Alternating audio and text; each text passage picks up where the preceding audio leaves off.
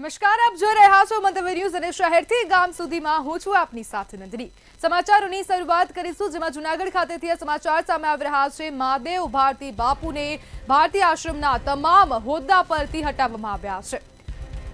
તો મહત્વપૂર્ણ સમાચાર સામે આવી રહ્યા છે। મહાદેવ ભારતી સાથે આશ્રમને હવે કોઈ લેવા દેવા નથી તેવું હરિહરાનંદ મહારાજનું નિવેદન સામે આવ્યું। જે મહત્વપૂર્ણ છે કે ગઈકાલે ઈટવાગુડી જંગલમાંથી ભારતી બાપુ મળી આવ્યા હતા, જ્યારે મહાદેવ ભારતી સાથે આશ્રમને હવે કોઈ લેવા દેવા નથી તેવું હરિહરાનંદ મહારાજનું આ નિવેદન સામે આવ્યું। અને મહત્વપૂર્ણ છે કે ગઈકાલે ઈટવાગુડી જંગલમાંથી મળ્યા હતા અને પોલીસની ઘણી ટીમો બાપુને શોધવામાં લાગી હતી।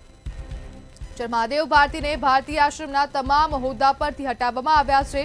મહાદેવ ભારતી સાથે આશ્રમને હવે કોઈ લેવા દેવા નથી અને આ હરિહરાનંદ સ્વામીનું આ નિવેદન સામે આવ્યું અને ગઈકાલે ઈટવાગુડી જંગલમાંથી મહાદેવ ભારતી બાપુ મળી આવ્યા હતા। મહાદેવ ભારતી સાથે આશ્રમને હવે કોઈ લેવા દેવા નથી।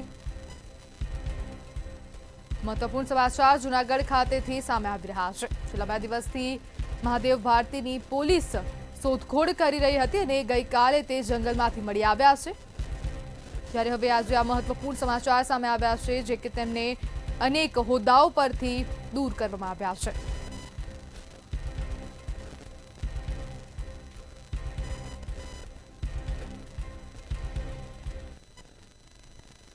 તો ભાવનગર શહેરમાં વરસાદને લઈને ભારે નુકસાન થયું છે। તો કમોસમી વરસાદ રાજ્યભરમાં વરસ્યો છે અને ભાવનગરમાં પણ જે કમોસમી વરસાદ વરસ્યો તેના કારણે નુકસાન થયું છે।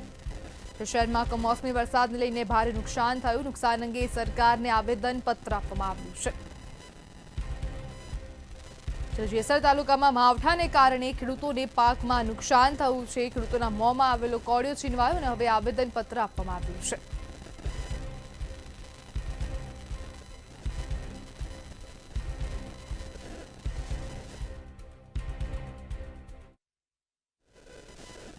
ત્યારે અમરેલીમાં કમોસમી વરસાદના કારણે જે ખેડૂતોનો પાક છે તે સંપૂર્ણપણે નિષ્ફળ થયો છે। તો સમાચાર સામે આવી રહ્યા છે, અમરેલી ખાતેથી વરસાદના કારણે ખેડૂતોના પાક નિષ્ફળ ગયા છે। ત્યારે ખેડૂતોના પાક નિષ્ફળ બાદ કોંગ્રેસ આક્રમક જોવા મળી રહી છે।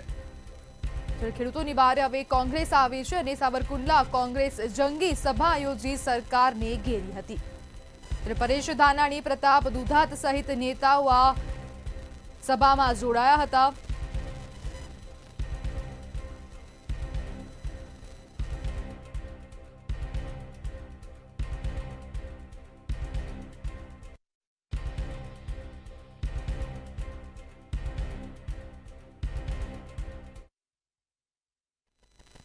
ત્યારે અમરેલી ખાતેથી આ સમાચાર સામે આવી રહ્યા છે, જેમાં પલળી ગયેલા જે મગફળીના પાત્રા છે તેને ખેડૂતે સળગાવી દીધા છે। તો સમાચાર સામે આવી રહ્યા છે, અમરેલી ખાતેથી કમોસમી વરસાદને કારણે પલળી ગયેલ મગફળીના પાત્રા હવે ખેડૂતે સળગાવી દીધા। સાવરકુંડલા તાલુકાના જાંબાળ ગામના ખેડૂતે આ પાથરા સળગાવ્યા છે। તો જાંબાળ ગામના ખેડૂતે 7 વીઘાની મગફળી ખેતરમાં વાવી હતી અને તેને હવે સળગાવી દીધી છે। ત્યારે ખેડૂતે રોષે ભરાઈને તમામ 7 વીઘાની મગફળીને સળગાવી દીધી। જાંબાળ ગામના ખેડૂતે 7 વીઘાની મગફળી ખેતરમાં વાવી હતી અને જે કમોસમી વરસાદ વરસ્યો તેના કારણે તેને ભારે નુકસાન થયું અને હવે રોષમાં આવીને ખેડૂતે મગફળીના પાથરાને સળગાવી દીધી છે।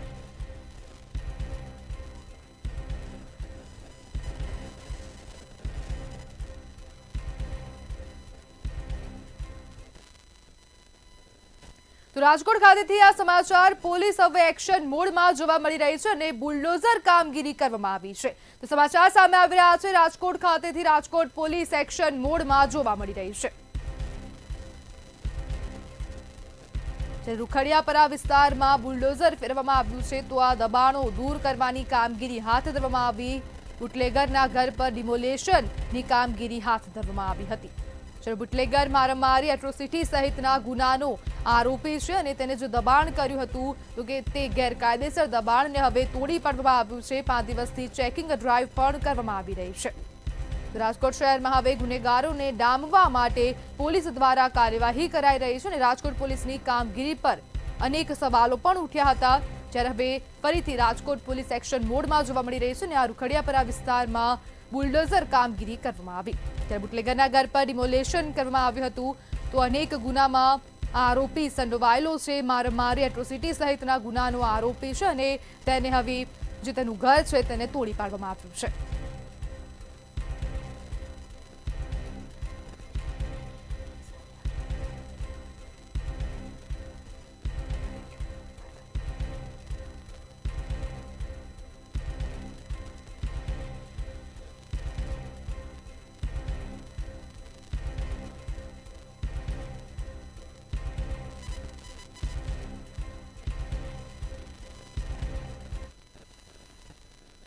તો અરવલ્લી જિલ્લા કલેક્ટરે હવે એસઆઈઆર મામલે પ્રેસ કોન્ફરન્સ યોજી હતી. તો આ સમાચાર સામે આવી રહ્યા છે. અરવલ્લી ખાતેથી જિલ્લા કલેક્ટર દ્વારા હવે પ્રેસ કોન્ફરન્સ યોજવામાં આવી. એસઆઈઆર મામલે પ્રેસ કોન્ફરન્સ યોજવામાં આવી છે. મતદાર યાદીની સઘન સુધારણા કામગીરી અંગે કલેક્ટર દ્વારા માહિતી આપવામાં આવી છે. જિલ્લામાં કુલ 1048 બીએલઓ કામગીરી કરશે. 123 બીએલઓ સુપરવાઇઝર સીધી નજર રાખશે. તો જ્યારે ભગવાન બિરસા મુંડાની 150મી જન્મ જયંતિની પણ ઉજવણી કરવામાં આવી હતી. શનિવારે ભિલોડા અને શામળાજી ખાતે રથનું સ્વાગત પણ કરવામાં આવશે. રથયાત્રાને મંત્રી પીસી બરંડાની આગેવાનીમાં સ્વાગત કરવામાં આવશે.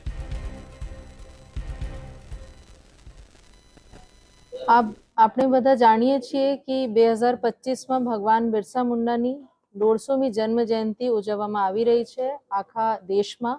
એ રીતે જ આપણે ગુજરાત રાજ્યમાં અને આપણે સ્ટેટમાં પણ ઉજવવામાં આવી રહી છે. આ નિમિત્તે એક રથ ભગવાન બિરસા મુંડાની સ્મૃતિમાં આ રથ જે છે અંબાજીથી ચાલીને અને વલસાડ સુધી પહોંચશે અને એમાં અરવલ્લી જિલ્લાથી પણ એ પસાર થવાના છે, ભિલોડા અને મેઘરજ અને માલપુર તાલુકાથી. તો 8 અને 9 તારીખ એમાં 8 તારીખને આ રથ પહોંચશે ભિલોડા અને પછી ત્યાં એમના સ્વાગત એક સ્ટેજ કાર્યક્રમ રહેશે અને શામલાજી ખાતે રાત્રિ સભાનું આયોજન રહેશે. ચૂંટણી પંચ દ્વારા હાથ ધરવામાં આવી રહ્યું છે. આ એક મતદાર યાદીની શુદ્ધિકરણની કામગીરી છે જે અત્યારે 12 રાજ્યમાં ડિક્લેર થઈ છે અને જેમાં ગુજરાત પણ એક છે. એમાં વિવિધ અમારા અરવલ્લી જિલ્લાની વાત કરીએ તો 1047 બીએલઓઝ મારફત અને 123 બીએલઓ સુપરવાઇઝર્સ મારફત ફિલ્ડ પર આ કામગીરી યોજવામાં આવી રહી છે. એમને તાલીમ આપવામાં આવી છે અને આ જે છે એમાં એક ટાઈમલાઈન છે જેમાં 4/11 થી 4/12 સુધી બીએલઓઝ મારફત એમના એક એન્યુમરેશન ફોર્મ જે ગણતરી ફોર્મ છે આ ડિસ્ટ્રીબ્યુટ કરવામાં આવશે દરેક જગ્યા.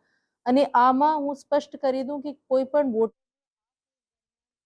વડોદરા ખાતેથી આ સમાચાર સામે આવી રહ્યા છે. દીપડાને હવે વન વિભાગના પાંજરે પૂરવામાં આવ્યો છે. સમાચાર સામે આવી રહ્યા છે. વડોદરા ખાતેથી દીપડાને વન વિભાગના પાંજરે પૂરવામાં આવ્યો. તો હવે આ દીપડો પાંજરે પુરાયો. સાવલી તાલુકાના મોક્ષી ગામની સીમમાં દીપડો પકડાયો છે. તો દીપડા હોવાથી પંથકવાસીઓમાં ભયનો માહોલ ફેલાયો હતો ને જેને જ કારણે વન વિભાગ દ્વારા પાંજરા મૂકવામાં આવ્યા હતા. ગામની સીમ વિસ્તારની અંદર એક દીપડો દેખવા મળ્યો હતો. ત્યારે ગ્રામજનોએ મને જાણ કરી. મેં ઘટના સ્થળે જઈને જોયું ત્યારે એ દીપડો પાણીની અંદર ગરકાવેલો દેખવા મળ્યો હતો. ત્યારે એ દીપડાની સિચ્યુએશન જોઈ મેં તાત્કાલિક ફોરેસ્ટ ડિપાર્ટમેન્ટને જાણ કરી અને ઘટના સ્થળે ફોરેસ્ટ ડિપાર્ટમેન્ટને બોલાવવામાં આવ્યું હતું. ફોરેસ્ટ ડિપાર્ટમેન્ટ દ્વારા સફળ રેસ્ક્યુ કરવામાં આવ્યું હતું દીપડાનું અને વડોદરા ખાતે રેસ્ક્યુ સેન્ટરની અંદર દીપડાને તાત્કાલિક મોકલી આપવામાં આવ્યો હતો સારવાર માટે. આ દીપડા દ્વારા છેલ્લા ઘણા સમયથી ખેડૂતોની અંદર ભયનો માહોલ ફેલાઈ રહ્યો હતો. ત્યારે આજે આ દીપડો સફળતાપૂર્વક પેંજરે પૂરાતા ગામના ખેડૂતો અને રહીશો દ્વારા રાહતનો શ્વાસ લેવામાં આવ્યો હતો. છોટાઉદેપુર તાલુકા કોંગ્રેસ સમિતિ દ્વારા કમોસમી વરસાદથી જે નુકસાન થયું છે તેને લઈને હવે વિરોધ પ્રદર્શન કરવામાં આવ્યું હતું. પાક નુકસાનના સર્વે કરી તાત્કાલિક ખેડૂતો માટે રાહત પેકેજ જાહેર કરવાની પણ માંગ સાથે તેમને નિવાસી અધિકારી કલેક્ટરને આવેદનપત્ર આપ્યું છે. કોંગ્રેસ કાર્યાલયથી રેલી સ્વરૂપે સૂત્રોચ્ચાર કરતા કાર્યકરો સેવા સદન ખાતે પહોંચ્યા હતા. આવેદનમાં જણાવાયું કે તાજેતરના કમોસમી વરસાદથી ડાંગર, કપાસ, તુવેર સહિતના પાકને ભારે નુકસાન થયું છે જેના કારણે ખેડૂતો મુશ્કેલીમાં છે. કોંગ્રેસ સમિતિએ સરકારને વહેલી તકે સહાય અને દેવા માફી યોજનાની ઘોષણા કરવાની માંગ કરી છે. કોંગ્રેસે આક્ષેપ કર્યો કે સરકારે સર્વેમાં ધીમું વલણ અપનાવ્યું છે જેના કારણે ખેડૂતો રાહ જોઈ રહ્યા છે. આજે અમે કોંગ્રેસ પાર્ટીના હોદ્દેદારો, અમારા પ્રમુખ નરસિંહભાઈ અને તમામ હોદ્દેદારોના નેતૃત્વમાં આવેદનપત્ર આપવા માટે આવ્યા છે. અમારી મૂળ માગણી છે, અત્યારે જે કમોસમી વરસાદ થયો અને ખેડૂતોનો પાક સંપૂર્ણપણે નિષ્ફળ ગયો, મોડામાં આવેલો કોળિયો જૂટવાઈ ગયો, તો અમારી માંગણી છે કે સરકાર આ સર્વેના વાત એવા સ્ટન્ટ ના કરે, ખાલી સર્વે થઈ ગયો છે એની જાહેરાત ના કરે, તાત્કાલિક રાહતનું પેકેજ જાહેર કરે અને કોંગ્રેસની યુપીએ સરકારે જે પ્રકારે 78,000 કરોડ રૂપિયાનું દેવું માફ કર્યું હતું.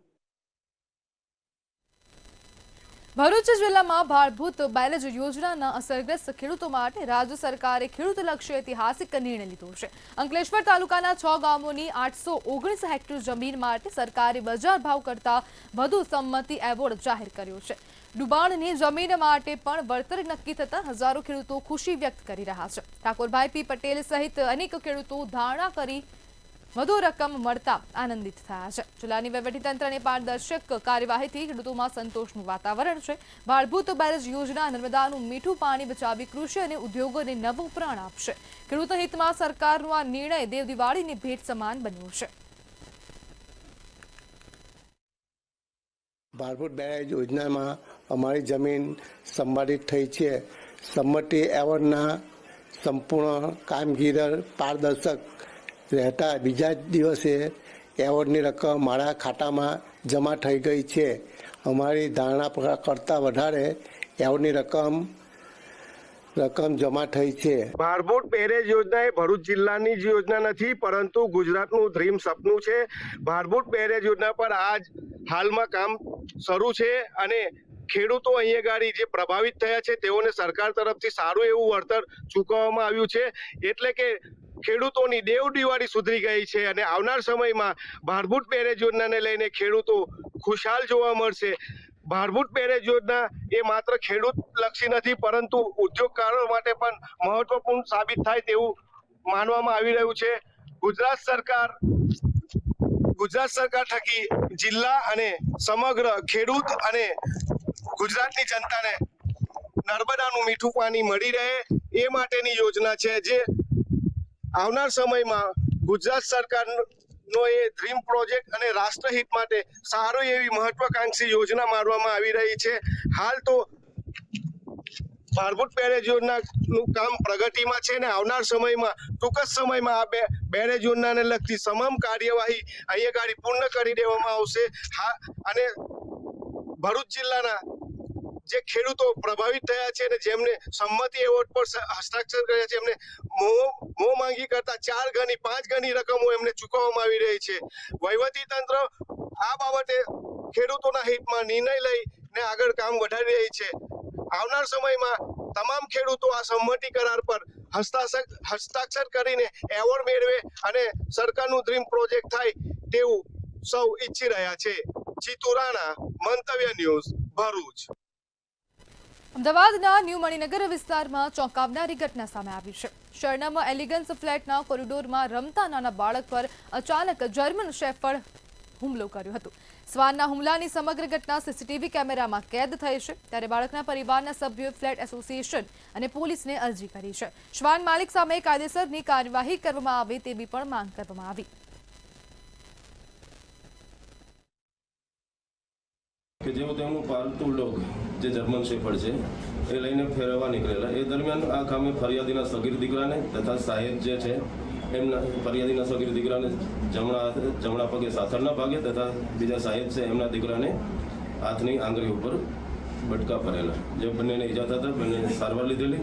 જે બાબતે અત્રે રામોલ પોલીસ સ્ટેશન ખાતે બીએનએસની સેક્શન 291 અને 125 મુજબ ગુનો રજીસ્ટર કરવામાં આવેલ છે.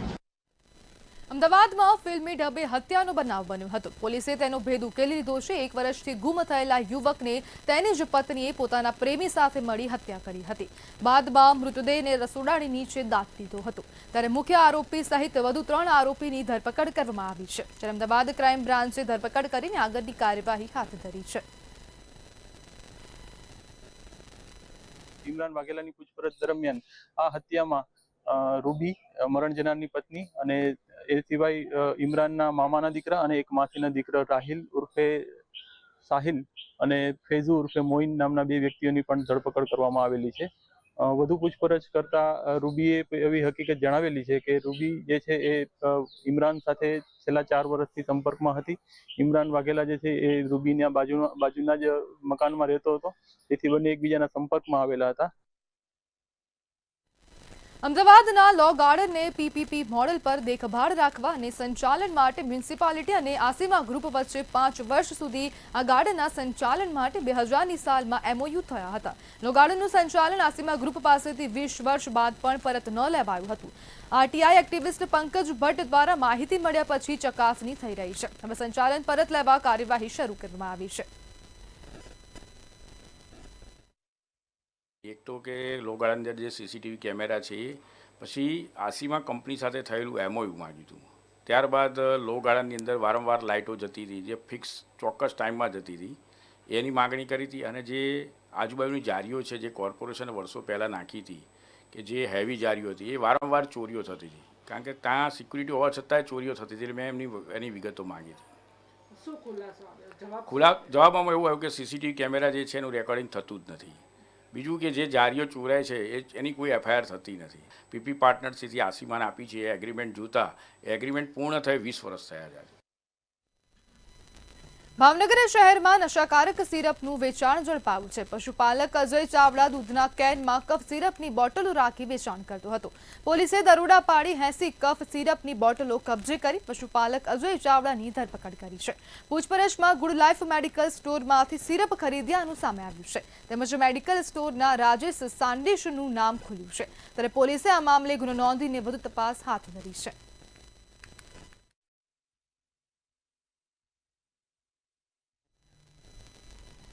બનાસકાંઠાના ઇકબાલગઢમાં આદિવાસી સમાજના લોકો જાતિના દાખલાઓ રદ કરવા સંબંધિત હેરાનગતિઓ અંગે બેઠકમાં એકઠા થયા હતા. સમાજના યુવાનોને વિદ્યાર્થીઓને મુશ્કેલીઓ પર ચર્ચા કરવામાં આવી હતી. આવતીકાલે અંબાજી ખાતે મુખ્યમંત્રી સાથે મુલાકાત કરશે. અમીરગઢની શાળાઓમાં 1 દિવસની બંધની ચીમકી પણ આપવામાં આવી છે. સાથે સાથે રણનીતિ પણ નક્કી કરાઈ છે.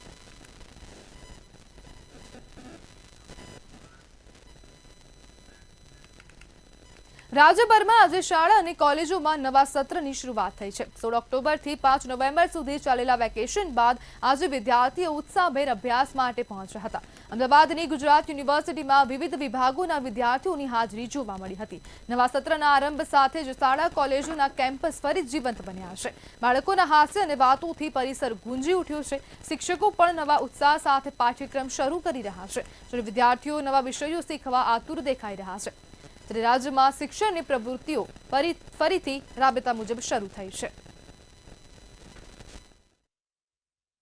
આજથી રાજ્યની તમામ શાળાઓ તેમજ જે કોલેજો છે તેમાં જે દિવાળી વેકેશન પૂર્ણ થયું છે અને આજથી જે નિયમિત શિક્ષણ છે તે નિયમિત શિક્ષણની શરૂઆત થઈ ગઈ છે. રાજ્યની લગભગ 54,000થી પણ વધારે જે શાળાઓ જે છે એની અંદર આજથી નિયમિત શિક્ષણ કાર્ય શરૂ થઈ ગયું છે. ત્યારે વાત કોલેજોની કરીએ, યુનિવર્સિટીઓની કરીએ તો કોલેજ યુનિવર્સિટીઓમાં પણ એવું કહેવાય છે કે આજથી જે છે તે શિક્ષણ કાર્ય જે છે તે નિયમિત રીતે શરૂ થઈ ગયું છે. ખાસ કરીને વાત કરવા જઈએ તો શાળા કોલેજોમાં આજથી જે બાળકો જે છે તે બાળકો જે આજથી શાળા કોલેજે જશે અને વાત કરવા જઈએ તો શાળા કોલેજનું જે વાતાવરણ જે છે તે ફરીથી બાળકો જે ગુંજી ઉઠવાનું છે. ખાસ કરીને વાત કરવા જઈએ તો 16 ઓક્ટોબરથી 6 નવેમ્બર સુધી વાત કરવા જઈએ તો આજે શાળાઓનું જે 21 દિવસનું જે વેકેશન હતું ત્યારબાદ હવે ફરીથી શાળાઓ ખુલી રહી છે અને નવું સત્ર જે છે હવે આજથી શાળા અને કોલેજોમાં શરૂ થયું. ગુજરાત ભાજપ દ્વારા સ્થાનિક સ્વરાજ્યની ચૂંટણીની તૈયારીઓ શરૂ કરી દેવાઈ છે. ચૂંટણી પંચ દ્વારા મતદાર યાદીમાં સુધારણા કરવામાં આવી રહ્યા છે, જેને લઈને ભાજપ દ્વારા વિધાનસભા દીઠ કાર્યશાળાઓ યોજવા માટે સૂચના આપવામાં આવી છે. જેને લઈ વેજલપુર વિધાનસભામાં મતદાર યાદી વિશેષ સુધારણા અભિયાન અંતર્ગત એક કાર્યશાળાનું આયોજન કરવામાં આવ્યું હતું. વિધાનસભા દીઠ બૂથ લેવલ જે અમારા BLO 2 છે એ BLO 1 સાથે કઈ રીતે કામગીરી કરે અને નવા મતદારો કઈ રીતે વધારો ઉમેરો થાય, જેના મરણ થયા છે ડિલીટ કઈ રીતે થાય, જે સ્થાનાંતર થયેલા છે તેને બીજા વિસ્તારમાં કઈ રીતે એ વિધાનસભામાં સમાવેશ થાય અને મતદાર યાદી સારી રીતે બની શકે. જ્યારે ચૂંટણી પંચે આ કાર્યક્રમ જાહેર કર્યો હોય એને પૂરક થવા માટે સમગ્ર ગુજરાતની અંદર તમામ વિધાનસભાઓની અંદર આજે બૂથ લેવલ લેવલ ઓફિસરો BLO2ની મિટિંગનું આયોજન કરવામાં આવ્યું છે. અમદાવાદમાં રિક્ષામાં થતી લૂંટના બનાવોમાં ઘટાડો કરવા પોલીસ દ્વારા પહેલ શરૂ કરવામાં આવી છે. દરેક રિક્ષા પાછળ સ્ટીકર લગાવવામાં આવ્યા છે. રિક્ષાની નોંધણી કરી આંકડા લખેલ સ્ટીકર લગાવવામાં આવ્યા છે. ઝોન 3 વિસ્તારમાં સ્ટીકર લગાવવાની શરૂઆત થઈ હતી. કાલુપુર પોલીસ સ્ટેશને સૌથી વધુ રિક્ષા પાછળ સ્ટીકર લગાવ્યા હતા. ત્યારે સ્ટીકર પર લખેલા આંકડાથી રિક્ષાની ઓળખ સરળતાથી થશે. કોઈ બનાવ બને તો સરળતાથી ગુનેગાર સુધી પહોંચી શકાશે. ઝોન 3ની અંદર 4 પોલીસ સ્ટેશન છે. કાલુપુર, ખાડિયા, ગાયકવાડ હવેલી અને શહેરકોટલા. ઓટો રિક્ષા ઉપર જે સ્ટીકર લગાવવાની ડ્રાઈવ છે એ બેઝિકલી કાલુપુર પોલીસ સ્ટેશનથી શરૂ કરી અને એને ઓટો આઈડી એ રીતે નામ આપ્યું છે. અને આ જે ઝુંબેશ ઉપાડી છે એ ખૂબ સક્સેસફુલ રહી છે. અત્યાર સુધી ઝોનના 4 પોલીસ સ્ટેશનમાં મળીને લગભગ 3200 સુધી સ્ટીકર લાગી ગયા છે, જેમાં સૌથી વધુ કાલુપુરે જ લગાડ્યા છે. 2000નો આંકડો એ લોકોએ પાર કરેલો છે. ભરૂચ જિલ્લાના આમોદનગરના મોટા તળાવ વિસ્તારમાં ચાલી રહેલા તળાવ બ્યુટિફિકેશન કામ અંગે ગંભીર ગેરરીતિના આક્ષેપો સામે આવ્યા છે. જાગૃત નાગરિક કેતન મકવાણાએ આ કામમાં થયેલા ભ્રષ્ટાચાર અને બેદરકારીની લેખિત ફરિયાદ આમોદ નગરપાલિકા તેમજ RCM અધિકારીઓને કરી હતી. શરૂઆતમાં તંત્ર નિષ્ક્રિય રહ્યું, પરંતુ રજૂઆત બાદ તપાસ હાથ ધરતા કોન્ટ્રાક્ટરને પોલિસી બાબતે નોટિસ આપવામાં આવી છે. હાલ ખામીયુક્ત બ્લોકો કાઢી ફરીથી બેસાડવાનું કામ ચાલુ છે. નાગરિકોનો આક્ષેપ છે કે આવી બેદરકારીથી સરકારી નાણાંનો વ્યય થઈ રહ્યો છે. હવે લોકો તંત્ર પાસેથી પારદર્શક તપાસ અને જવાબદારી નક્કી કરવાની માંગ કરી રહ્યા છે. અમે નગરપાલિકાના પ્રશાસન તંત્રને તેમજ RCMમાં દરેક જગ્યાએ અમે લેખિત પણ ફરિયાદ કરી છે, મૌખિક પણ ફરિયાદ કરેલી હતી. તે ટાઈમ અમે જણાવેલું કે આ જે કંઈ આ બ્યુટિફિકેશનનું કામ થયું છે એના ચારે તરફ જે બ્લોક બેસાડવામાં આવેલા છે તેમાં તકલાદી કામગીરી કરવામાં આવેલી છે, જેના કારણે આજે તમે જોઈ શકો છો કે બ્લોક ઉખેડીને ફરીથી કામગીરી ચાલુ કરવામાં આવે છે. જેથી હું તો આજે જનતાને પણ કહેવા માંગુ છું કે આ તો કશું જ નથી, આના કરતાં પણ અનેક ભ્રષ્ટાચાર અહીંયા આગળ થયેલો છે. ત્યારે આપણે સૌએ જાગવાની જરૂર છે. રાજકોટ જિલ્લા વહીવટ વિભાગ દ્વારા SIRની કામગીરી હાથ ધરવામાં આવી છે, જેમાં 8 વિધાનસભાના 23,91,000 મતદારોની માહિતી એકત્ર કરવામાં આવશે. 1 મહિનામાં આ કામગીરી પૂર્ણ કરવામાં આવશે. BLO દ્વારા મતદારોના ઘરે ઘરે જઈને ફોર્મ વિતરણ કરવાની શરૂઆત કરાઈ છે. 4/11/25 થી લઈને 4/12/2025 સુધી, મતલબ કે 1 મહિના સુધી આજે 4 થી 7 તારીખ વચ્ચે જે ઇન્યુમરેશન ફોર્મ ઘરે ઘરે જઈને BLO દ્વારા આપવામાં આવ્યા છે, આ ઇન્યુમરેશન ફોર્મમાં મતદારે પોતાની એન્ટ્રી કરવાની છે. તમે જોશો કે આના ફોર્મના સૌથી ટોપ ઉપર BLO નો મોબાઈલ નંબર લખ્યા છે. તો જેમ જેમ આપ પોતાની વિગતો ભરી દો છો અથવા લિંકેજ કરી દો છો તો BLO ને જાણ કરવાની રહે. BLO આપના ઘરે આવીને ફોર્મ કલેક્ટ કરી લેશે. સાણંદમાં ભાજપ દ્વારા SIR માટેની ટ્રેનિંગ વર્કશોપ યોજાઈ હતી, જેમાં નગરપાલિકા હોલમાં મુખ્યમંત્રી ભૂપેન્દ્ર પટેલ, પ્રદેશ પ્રમુખ જગદીશ વિશ્વકર્મા વર્ચ્યુઅલી જોડાયા હતા. બૂથ લેવલ કાર્યકર્તાઓને નવા મતદારો ઉમેરવા તથા ભૂલો સુધારવા માટેની તાલીમ અપાઈ હતી. SIRનો ઉદ્દેશ્ય ચૂંટણી પહેલા યાદી સચોટ બનાવવાનો છે.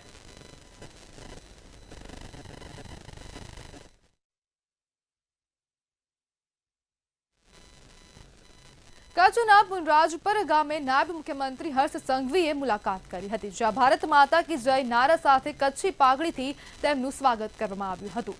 અહીં ગ્રામજનો સાથે શિક્ષણ, આરોગ્ય સહિત 40 મુદ્દાઓ પર ચર્ચા કરી રિપોર્ટ તૈયાર થશે. નાયબ મુખ્યમંત્રીએ સરહદી ગામડાઓને દેશના રક્ષક ગણાવી દેશભક્તિના વંદન કર્યા. સાથે જ પુનરાજપર ગામને દેશનું પ્રથમ ગામ અને ગુજરાતનું પ્રવેશદ્વાર ગણાવીને નાયબ મુખ્યમંત્રી ઉમેર્યું કે ગામની વસ્તી ભલે ઓછી હોય પણ દુશ્મન સામે લડવાની શક્તિ અપાર છે.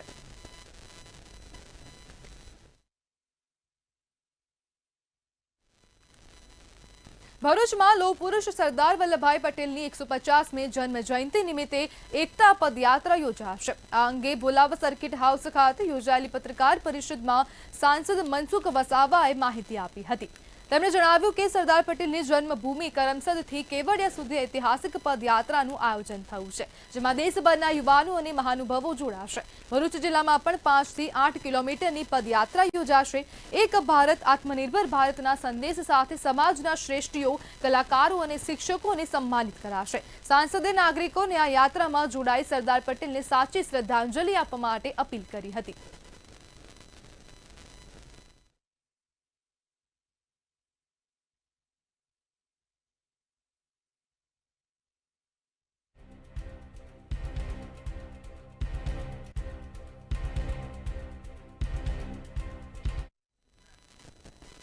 સમાચારમાં આગળ વાત કરીએ તો કચ્છ ખાતેથી આ સમાચાર. નલિયા ભુજ હાઈવે પર અકસ્માત સર્જાયો છે. તો અકસ્માતના સમાચાર કચ્છ ખાતેથી સામે આવી રહ્યા છે. નલિયા ભુજ હાઈવે પર અકસ્માત સર્જાયો. સણોસરા અને સુખપર વચ્ચે એસટી બસ પલટી ખાધી છે. તો અકસ્માતના સમાચાર સામે આવી રહ્યા છે. અકસ્માતમાં કોઈ પણ પ્રકારની જાનહાનિના અહેવાલ નથી, જ્યારે સામાન્ય ઇજાગ્રસ્તોને હોસ્પિટલ ખાતે ખસેડવામાં આવ્યા છે. તો એસટી બસ પલટી ગઈ છે ને અકસ્માત સર્જાયો છે.